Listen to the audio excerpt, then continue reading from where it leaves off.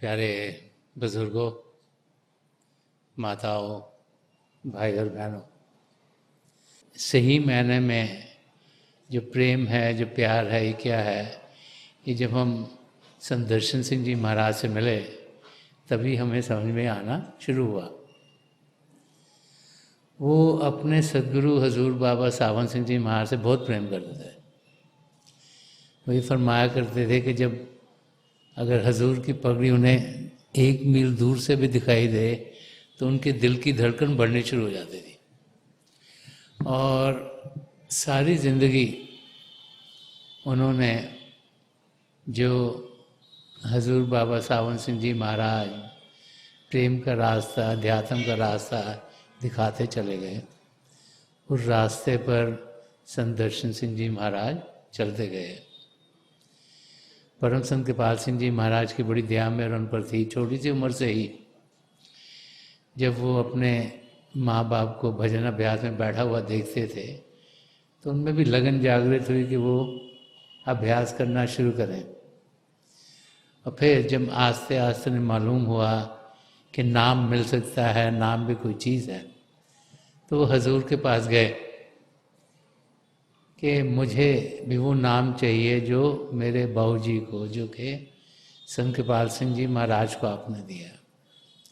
तो छोटी सी उम्र से उनके अंदर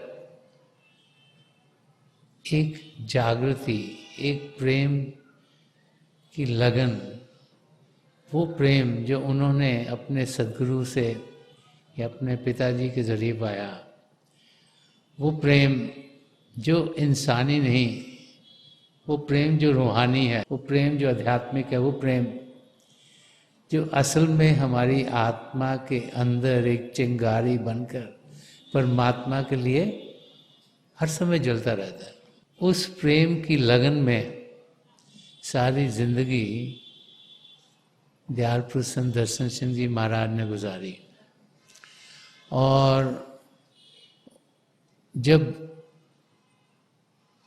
उन्होंने दुनिया की ओर देखा और देखा कि इंसान कैसे छोटी छोटी चीज़ों से घबरा जाते हैं, कैसे इंसान को लगता है कि तकलीफ़ें उनको घेर रही हैं, तो जो मैसेज उन्होंने दिया, जो रास्ता उन्होंने दिखाया, जो उन्होंने खुद हजूर बाबा सावन सिंह जी महाराज से पाया था, वो रास्ता जो कि खुशी का रास्ता है, जो आनंद का रास्ता है, वो रास्ता जो कि इस दुनिया में जीते हुए लगन प्रभु की ओर करते हुए जीने का रास्ता है। वो रास्ता जिसे संत दर्शन सिंह जी महाराज पॉजिटिव मिस्टिसिज्म का रास्ता कहा करते थे। वो रास्ता हम सबको दिया ताकि हम घबराएं नहीं, हम जानें कि ऊंच नीच दुनिया में हो सकती है, लेकिन उसका मतलब ये नहीं कि हमारे साथ कोई खराबी होगी। कुछ कर्म हैं जो हमारे साथ जुड़े हैं, जो कटने हैं, और हमें अपनी जिंदगी ऐसे जीनी है जिसमें कि हमारी लगन एक हो रहो, और वो लगन हो पिता परमेश्वर की ओर। और जब पूरा विश्वास प्रभु में होगा तो ये जिंदगी, इस भवसागर को हम बड़े आराम से पार कर जाएंगे। बार बार हम यही समझाया करते थे कि ये हम पर निर्भर है कि हम अपनी जिंदगी कैसे जीते हैं।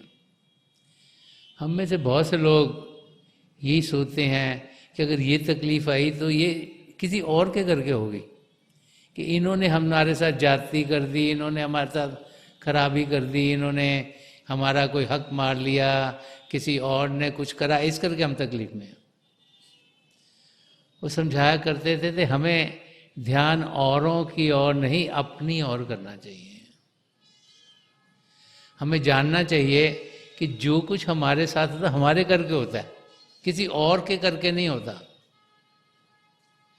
और अपने आप को हमें एक सच्चा सुच्चा इंसान बनाना है। एक सच्चा इंसान जिसमें सद्गुण हो, एक सच्चा इंसान जो प्रेम की जिंदगी जिए, एक अच्छा इंसान जो सद्गुणों से भरपूर हो और फिर सच्चाई के रास्ते पर चले, अध्यात्म के रास्ते पर चले, अपने आप को जाने और आत्मा को प्रभु के साथ जोड़ने की कोशिश करे। जब जिंदगी इस किस्म की जिएंगे तो हम देखेंगे कि हमारी जिंदगी हरी भरी होगी। संत दर्शन सिंह जी महाराज बड़ी छोटी सी उम्र से ही पोइट्री लिखनी शुरू हो गए थे। संत कृपाल सिंह जी महाराज ने उन्हें सेवा में लगवाया और उन्हें अलग अलग धर्म ग्रंथों को पढ़ने के लिए कहा, और ये उन्हें बताया कि हर एक धर्म को पढ़ के समझ के उनकी जो सिमिलैरिटीज़ हैं, जो कॉमनैलिटीज़ हैं, उस पर आप ध्यान दो। तो संत दर्शन सिंह जी महाराज का अध्ययन हर एक धर्म का था, इसीलिए उन्होंने जितने भी महापुरुष हुए हैं, अलग अलग रिलीजन्स के फाउंडर थे, उन पर कविताएं लिखी हुई हैं कि उनकी टीचिंग्स कैसी थी। और जब हम उनको पढ़ते हैं और उनके लिखे हुए शब्दों को याद करते हैं और ध्यान से पढ़ते हैं और समझने की कोशिश करते हैं, तो बार बार बार वो एक रास्ता हमारे सामने आता चला जाता है। एक जगह उन्होंने फरमाया कि मैंने पी सहबाए इरफा हर तौर जली घाह से, एक ही साकी था जो मैखाना दर मैखाना था। फरमाया कि मैंने हर एक किस्म के धर्म ग्रंथों को और हर एक किस्म के धर्मों को जाना, पहचाना, और सब वहाँ पे इबादत क्या करते हैं, प्रार्थना क्या करते हैं, एक ही पिता परमेश्वर की करते हैं कि 1000 नाम है, हर नाम से पुकार उसे, चाहे उसे नाम अलग अलग दिए हों, लेकिन धर्म स्थान पर जब भी जाओ तो पिता परमेश्वर को याद करना, उनकी ओर ध्यान देना, के नाम का जाप करना, ताकि हम जिसने सृष्टि रची है उसको जाने, उसको पहचाने, उनका शुक्रिया अदा करें और जाने कि जो कुछ हमारी ज़िंदगी में होता है वो पिता परमेश्वर की रज़ा में होता है।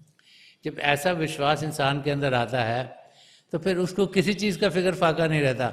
अगर सब कुछ प्रभु की मौज में हो रहा है, उनकी रज़ा में हो रहा है, तो हमें अच्छा लग रहा है कि नहीं लग रहा, उसमें क्या फ़र्क पड़ता है। हमारी तो समझ बहुत छोटी सी है, हम जितने मर्जी पढ़ लिख जाएं, लेकिन समझ छोटी है। और जब इंसान का विश्वास प्रभु में होता है तो फिर वो अपनी जिंदगी बड़े प्रेम से गुजारता है। तो संत दर्शन सिंह जी महाराज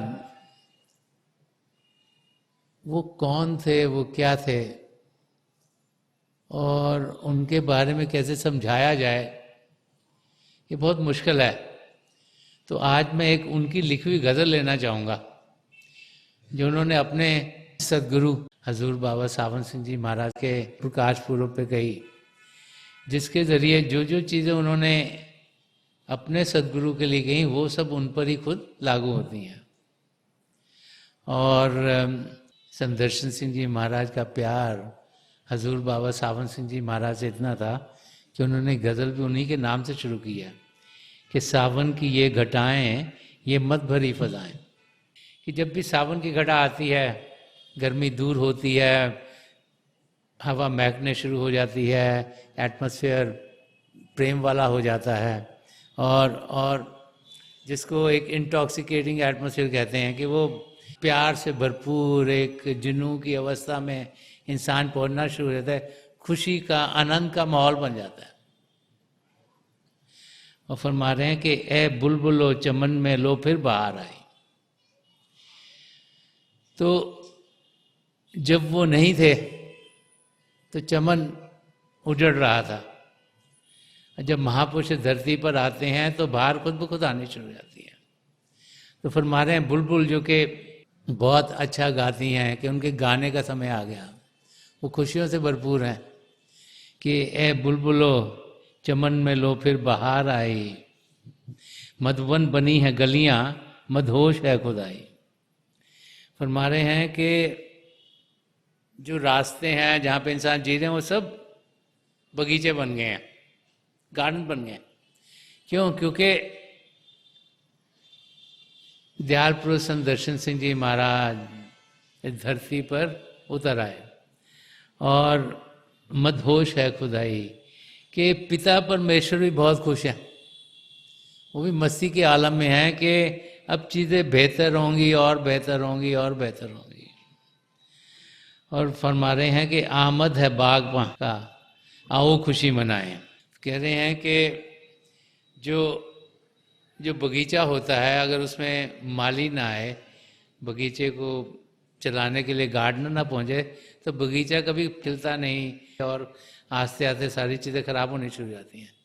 तो फरमा रहे हैं कि आमद है बागवां की, आओ खुशी मनाएं। वो कह रहे हैं कि जो गार्डनर है, जो माली है इस बगीचे का, वो आ गए हैं, और क्योंकि वो आ गए हैं इस करके हम खुशियाँ मनाएं।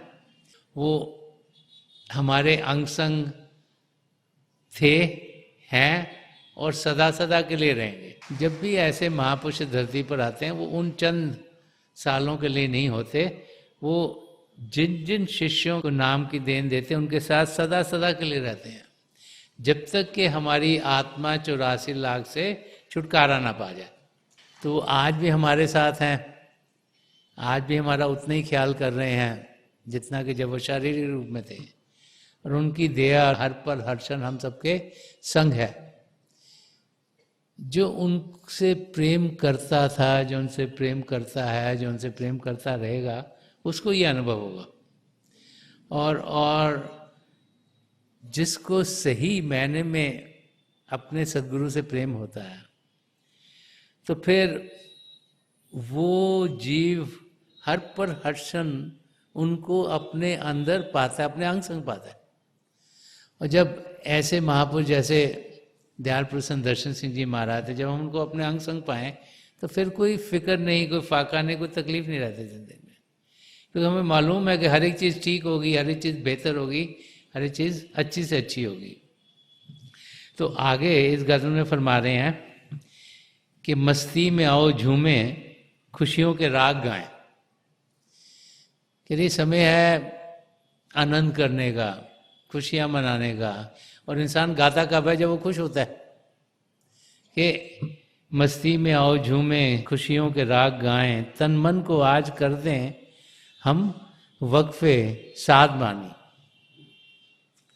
यहाँ संत दर्शन सिंह जी महाराज फरमा रहे हैं कि अगर हमने सही तरीके से अपने सद्गुरु के बताए हुए रास्ते पर चलना है, तो हमें अपना तन मन उन पर वारी करना होगा।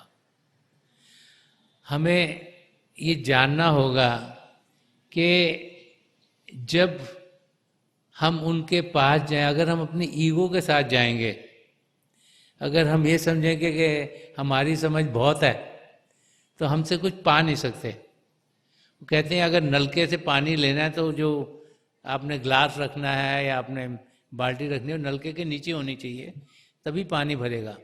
तो जब तक उस अवस्था में हम पहुँचते नहीं, हम कुछ पाने के लायक नहीं होते।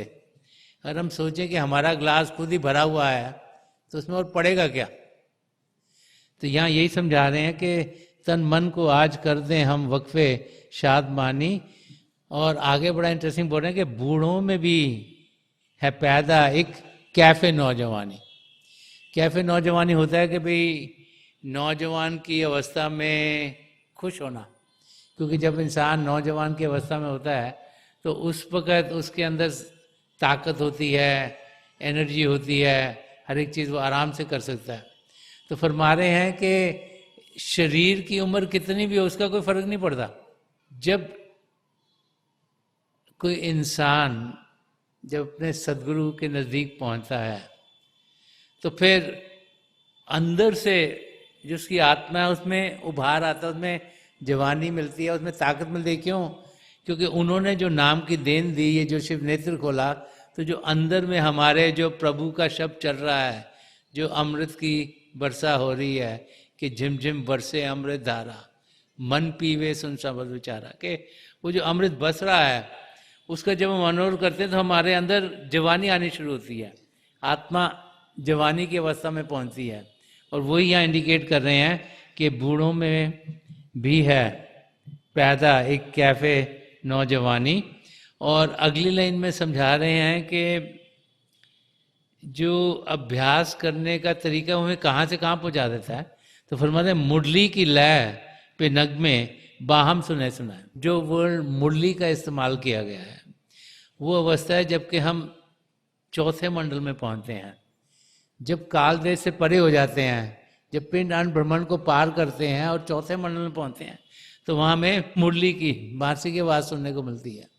तो इंडिकेट कर रहे हैं कि हम काल से अलग हो गए, दयाल देश में आ गए, कि दयाल देश में आ गए हैं, यहाँ खुशियाँ ही खुशियाँ, यहाँ आनंद ही आनंद है, यहाँ कोई दुख दर्द है ही नहीं।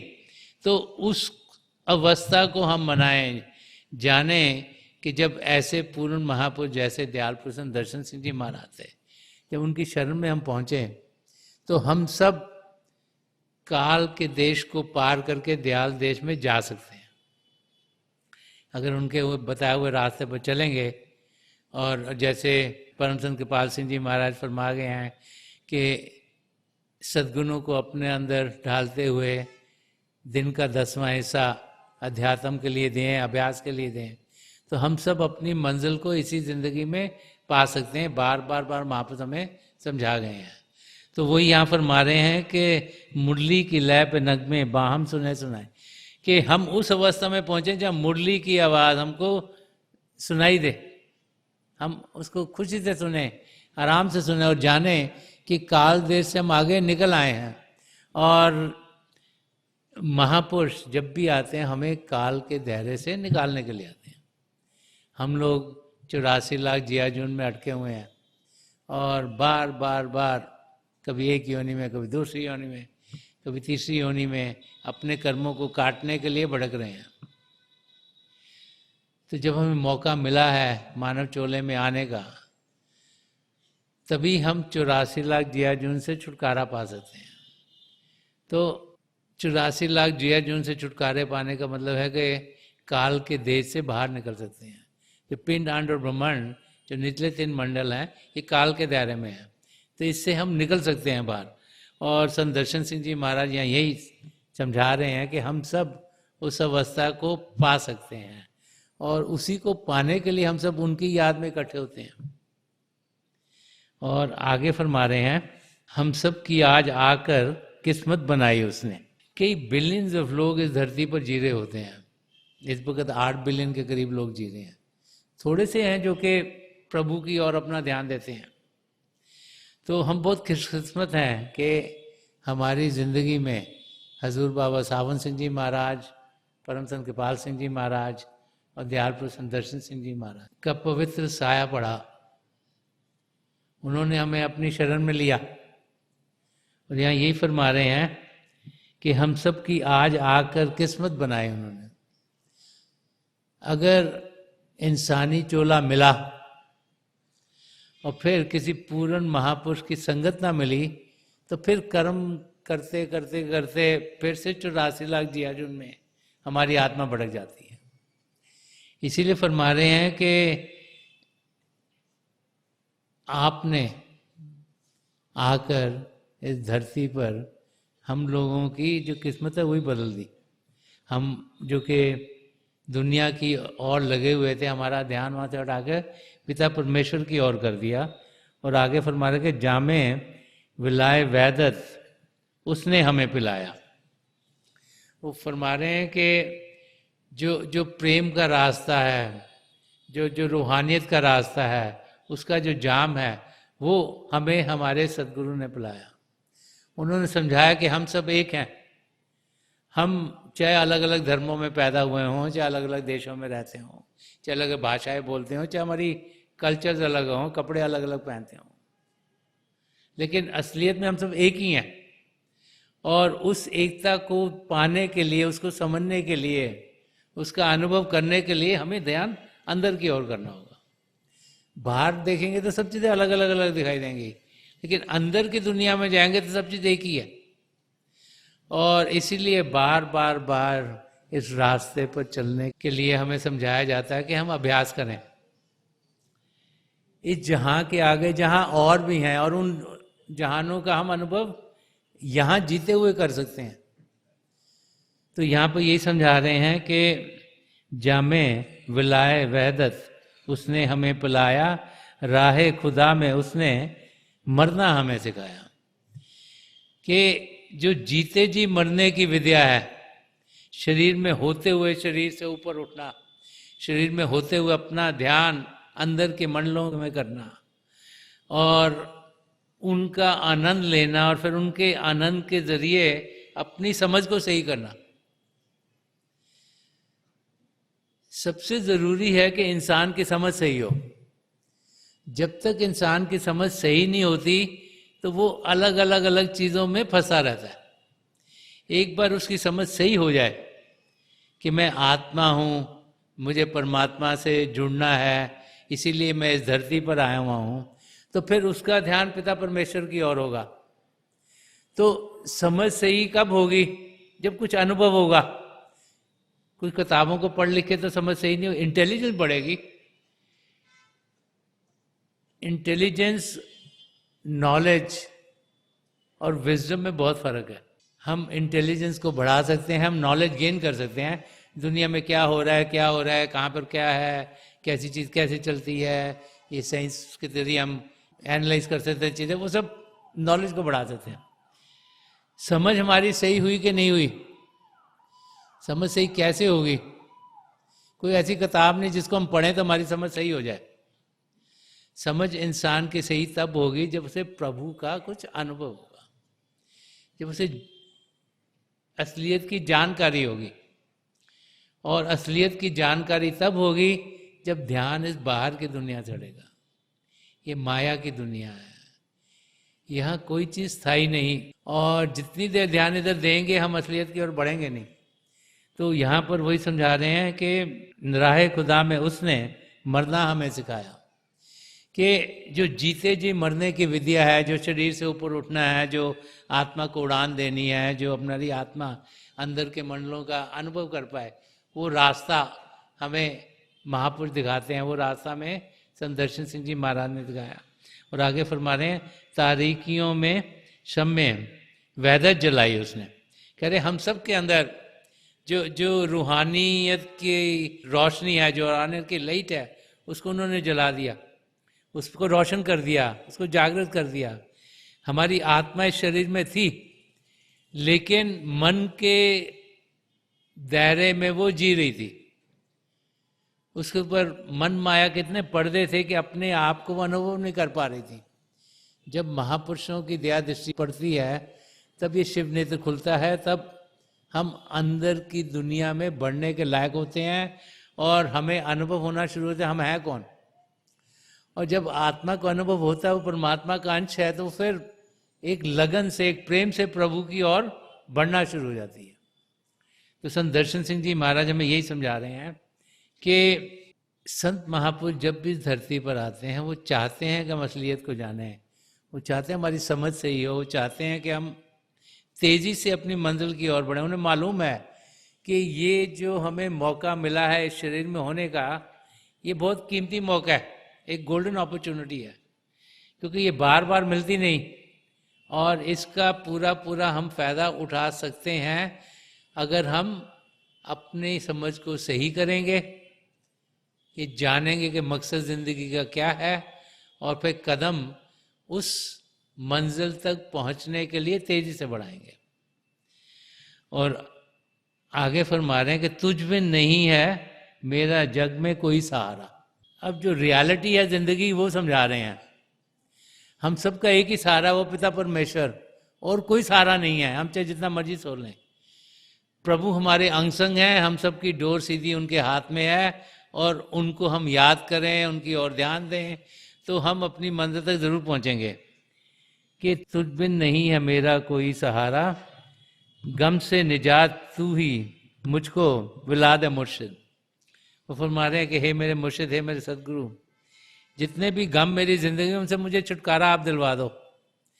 तो गम से छुटकारा कैसे मिलेगा? जबकि हमारे कर्म कटेंगे।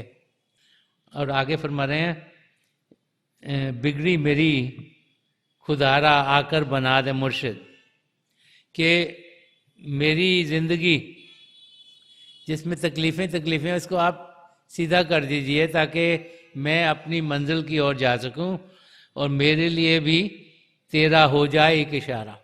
तो संत दर्शन सिंह जी महाराज यहाँ फरमा रहे हैं कि अपने सदगुरु से प्रार्थना कर रहे हैं कि आपकी नज़र करम मुझ पर हो जाए, आपकी दया दृष्टि मुझ पर पड़ जाए, ताकि मेरी ज़िंदगी जो कि दुनिया की हलचल में फंसी हुई है वहाँ से मेरा ध्यान हटे और मेरे कदम पिता परमेश्वर की ओर तेज़ी से बढ़ने शुरू हो जाएं।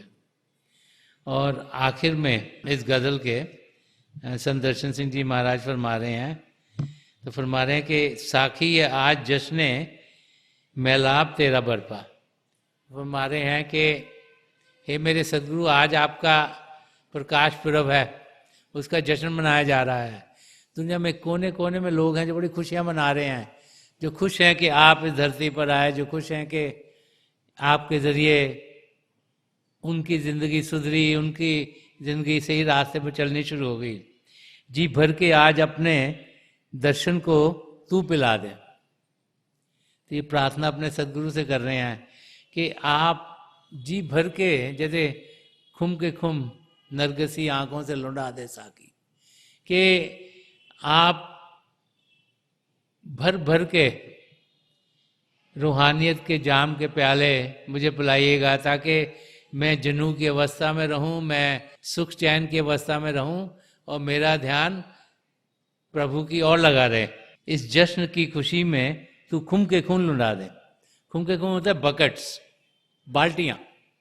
ये नहीं कह रहे कि खाली थोड़े से जाम पिला दो, कि बाल्टियों की बाल्टियाँ कह रहे हैं कि आप सब में बांट दो, क्योंकि आपका जन्मदिन है, खुशियों का माहौल है और इसमें सबका फ़ायदा हो। तो यहाँ पर से अपने फ़ायदे की बात नहीं कर रहे, वो कह रहे हैं कि इतनी दया मेर आपकी हो कि जितने भी जीव हैं सबका उद्धार हो, सबका ध्यान प्रभु की ओर लगे। और फरमा रहे कि हर सू रवां दवां हो रहमत के तेरे दरिया, कि हर समय, हर समय आपकी रहमत का जो दरिया है वो चलता रहे, चलता रहे, चलता रहे और हम सब उस रहमत को पाएं। हम अपना ध्यान प्रभु की ओर लगाएं और जिस मकसद से हमें पिता परमेश्वर ने ये मानव चोला दिया है वो मकसद हमारा पूरा हो। हम बहुत सी बारी यहाँ से सुनते हैं और यहाँ से निकाल देते हैं, और समझ सही करने के लिए सुनना जरूरी नहीं, ग्रहण करना जरूरी है। और वो तब होगा जबकि हम अभ्यास में बैठेंगे। समझ सही कुछ सुनकर, कुछ पढ़कर कभी नहीं होगी, वो तब होगी जब हमें अनुभव होगा। मेरी प्रभु के चरण कमलों में जो पिछली सेंचुरी के महापुरुष हैं, हजूर बाबा सावन सिंह जी महाराज, परम संत कृपाल सिंह जी महाराज, दयाल पुरुष संत दर्शन सिंह जी महाराज के चरण कमलों में यही प्रार्थना है कि हम सबकी समझ थोड़ी और बेहतर हो, थोड़ी और बेहतर हो, थोड़ी और बेहतर हो, ताकि हम जो असलियत है उसको जान पाएं कि हम एक आत्मा है, हम शरीर नहीं। हम हर समय शरीर का फिक्र करते रहते हैं कि हम शरीर नहीं, हम एक आत्मा है। उस आत्मा का हम अनुभव करें और जीते जी हम उसका अनुभव कर सकते हैं कि प्रभु को पाने के रास्ते पर जब हम चले तभी हमें समझ आया कि जीते जी इंसान शरीर से ऊपर उठ सकता है, अंदर की दुनिया में जा सकता है। कि हमें जाने के हम जा सकते हैं, लेकिन जब तक अनुभव नहीं करेंगे तो वो सुनी सुनाई बात रह जाती है। तो थोड़ी देर के लिए हम सब अभ्यास के लिए बैठ जाएं। आप जहाँ भी बैठे आराम से बैठिएगा, अपनी आंखें बंद कर लीजिएगा और ये जो आंखों के डेले आई बॉल्स हैं सीधे सामने होने चाहिए, जैसे 8-10 इंच आपके सामने फोकस हो। आंखें बंद करते ही वो भाई बहन जिन्हें नाम की देन मिली आप सिमरन कीजिएगा, और जो भाई बहन या नए हैं आप पिता परमेश्वर के किसी भी जाति नाम का जाप कीजिएगा। जाप मन ही मन करना है, ऊंचा नहीं दोहराना। थोड़ी देर में आपके सामने रोशनी के चिन्ह खुलने शुरू होंगे। रोशनी तरह तरह की हो सकती है, सुनहरे रंग की, सफ़ेद रंग की, लाल, पीला, नीला, हरा, या कोई और रंग। तो जो कुछ आपको दिखता है उसको ध्यान से देखिएगा। समय के साथ आपको लगेगा जैसे रोशनी टिक गई है और बहुत से नज़ारे आपको देखने में मिलेंगे। थोड़ी देर में मैं आपको इस बैठक से उठाऊंगा और मेरी शुभकामनाएं आप सबके साथ हैं।